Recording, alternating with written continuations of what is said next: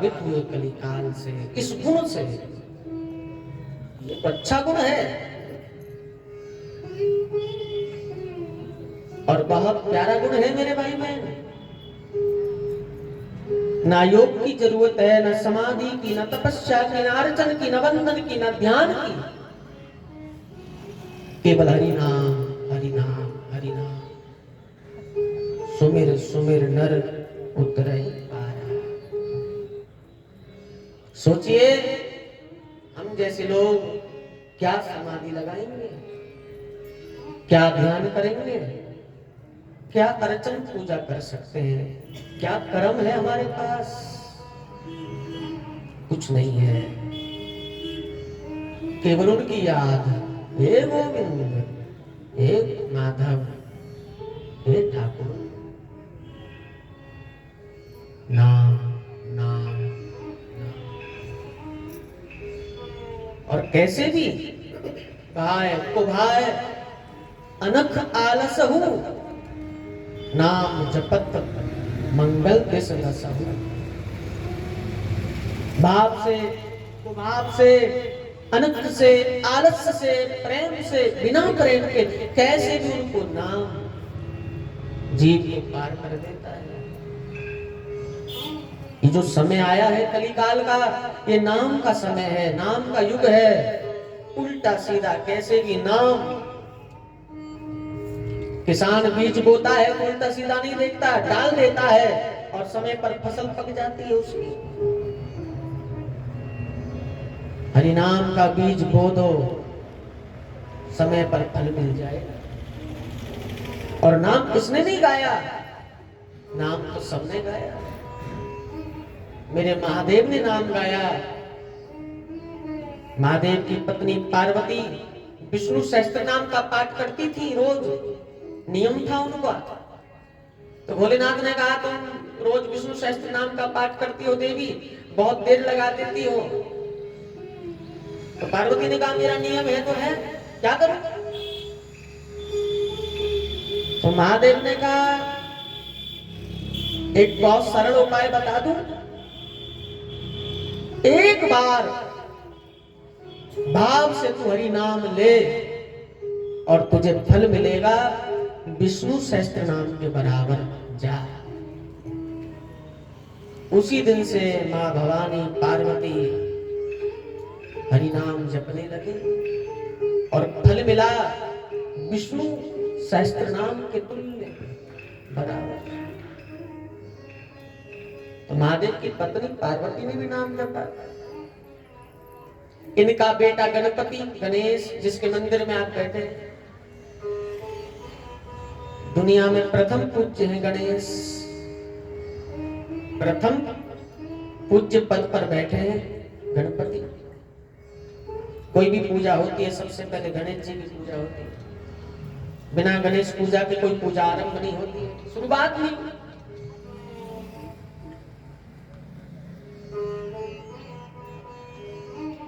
और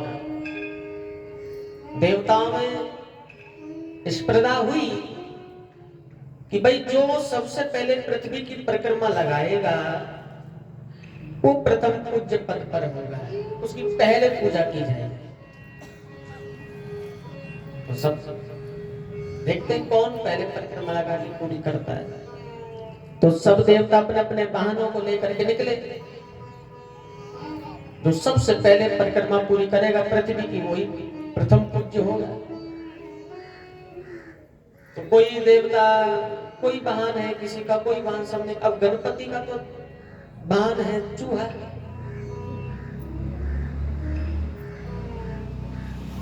तो गणेश जी महाराज ने सोचा कि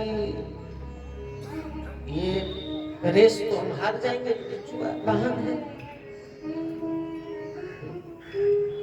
तो गणपति बाबा ने, गणेश जी ने पृथ्वी पर हरि नाम लिखा, राम नाम जो भी लिखा है, नाम लिखा और परिक्रमा लगा ली। और कहते हैं उसी परिक्रमा से, हरि नाम के प्रभाव से गणेश जी प्रथम पूज्य हो गए। नाम प्रभाव जान शिवनी को, काल कूट फल लीन अमी को। प्रथम पूज्यत नाम प्रभाव, गोस्वामी जी कहते हैं नाम के प्रभाव से गणराव गणेश जी प्रथम पूज्य हो गए मेरे भाई बहन। ये नाम की महिमा है। वाल्मीकि उल्टा नाम लिया, सीधा नाम नहीं, राम नहीं बोले। राम का उल्टा करोगे तो क्या बनेगा? मरा मरा मरा। आप सब जानते हैं कथा। उल्टा नाम जपत जग जाना वाल्मीकि भये ब्रह्म समाना।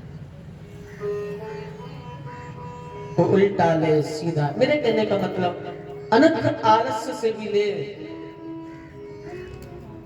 तो भी हरि नाम कल्याण कर देता है। नाम की विशेष महिमा है। नाम नाम है और इतनी नाम की महिमा है कि परमात्मा अपने नाम की महिमा खुद नहीं कह सकते। समर्थवान है भगवान, लेकिन किसी बात में असमर्थ है। तो ये है, भगवान को कोई पूछे कि आपकी नाम की महिमा कितनी है, तो भगवान कहते हैं मुझे नहीं पता, मैं नहीं।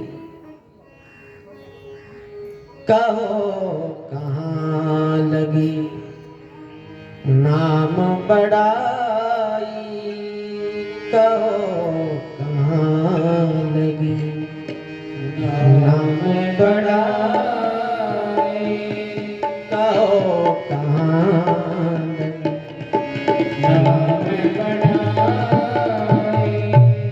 राम न सकाही नाम गुण गाई, राम न सकाही नाम गुण गाई,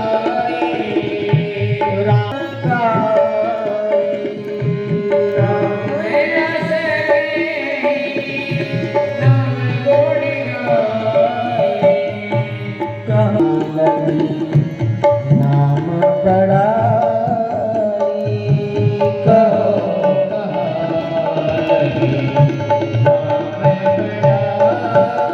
बड़ाई। राम ना सका पांच माला हरि नाम की करें हम। और जिस नाम में आपकी रुचि हो, मैं कृष्ण कथा कह रहा हूं और मैं आपको कहूं नहीं आप कृष्ण ही बोलो, ऐसा नहीं है, कोई दबाव नहीं है। आप देवी को मानते हैं, आप हनुमान जी को मानते हैं, आप महादेव को मानते हैं, आप गणेश जी को मानते हैं, आप राम को मानते हैं, आप कृष्ण को, जो आप हृदय में हो, जो आपके इष्ट हो, जिस नाम में आपकी रुचि हो, उस नाम को भजो। क्योंकि नाम बिलग बिलग है, नाम अलग है, परमात्मा तो एक है, तत्व तो एक है। नाम गाओ।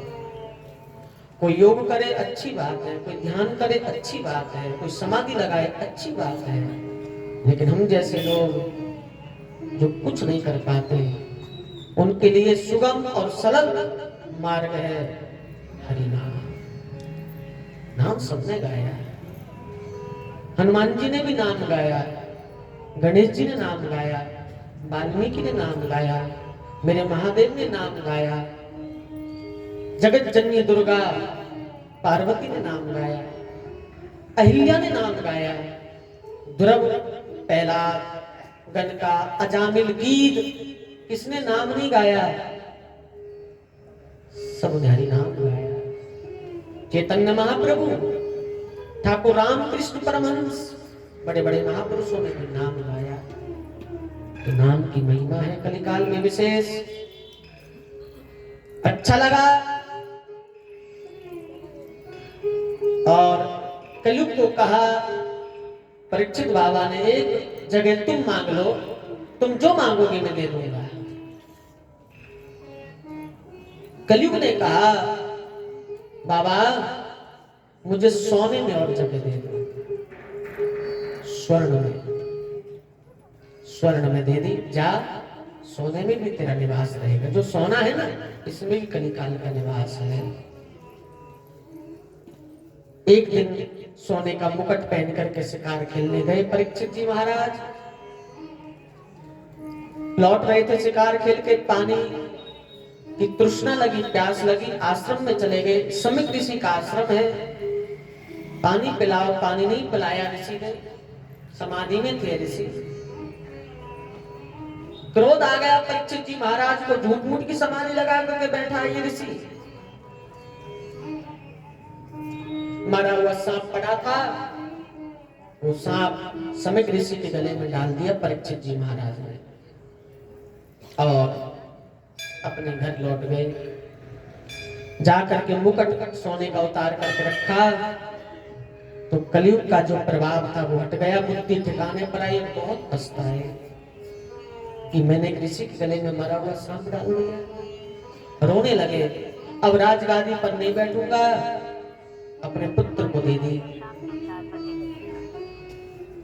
कथा कहती है समिक ऋषि के पुत्र थे श्रृंगी ऋषि, नदी में स्नान कर रहे थे। किसी ने सूचना दी तुम्हारे पिता का अपमान कर दिया, राजा ने मरा हुआ सांप डाल दिया गले में।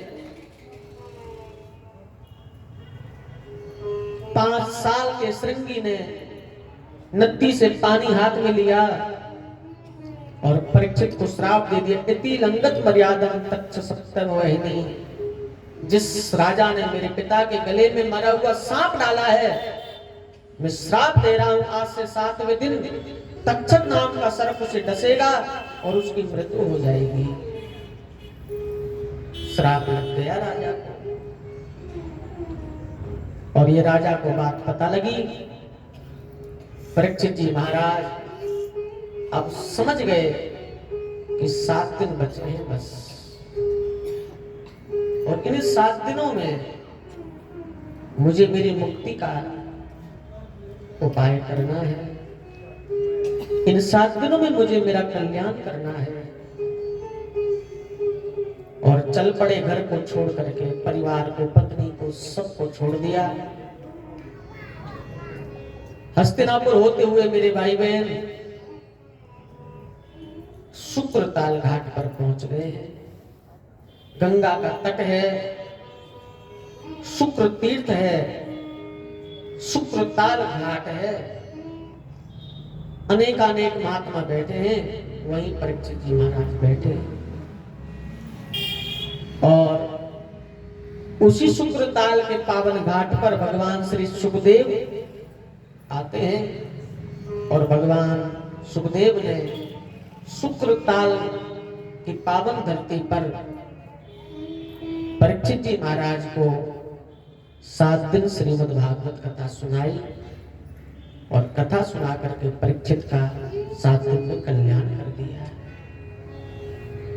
श्री सूत जी महाराज अमर कथा के माध्यम से भगवान सुखदेव का जन्म बताते हैं, जन्म की कथा बताते हैं। एक बार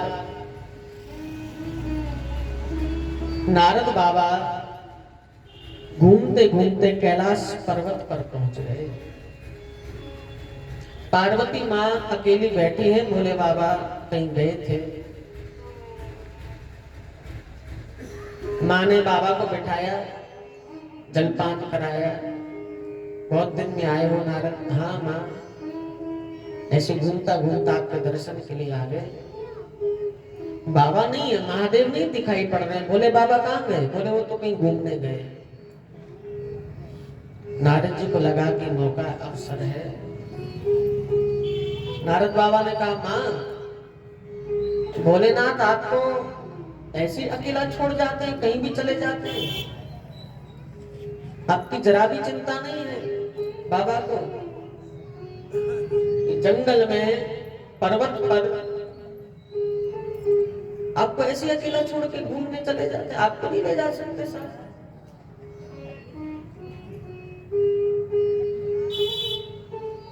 किसी का पति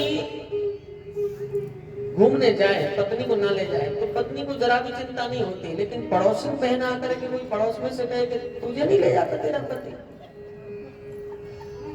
हम तो जहां भी जाते हैं तो साथ में जाते हैं, तुमको नहीं, तो वहां से समस्या पैदा हो जाती है। अब बाबा कभी नहीं ले गए, अकेले घूमते हैं, पार्वती को नहीं, तो जरा भी चिंता नहीं है भवानी को। लेकिन जब नारद जी आए और कहने लगे आपको नहीं ले गए, अकेले घूमते, भवानी ने कहा हाँ मुझे तो नहीं ले गया अकेले। तो माँ आपकी चिंता नहीं है भोलेनाथ को, इस जंगल में आपको अकेला छोड़ के चले जाते हैं, लगता है आपसे बोले बाबा प्रेम नहीं करते हैं। अब कोई बहन को कहे, किसी बहन को कोई कहे कि तेरा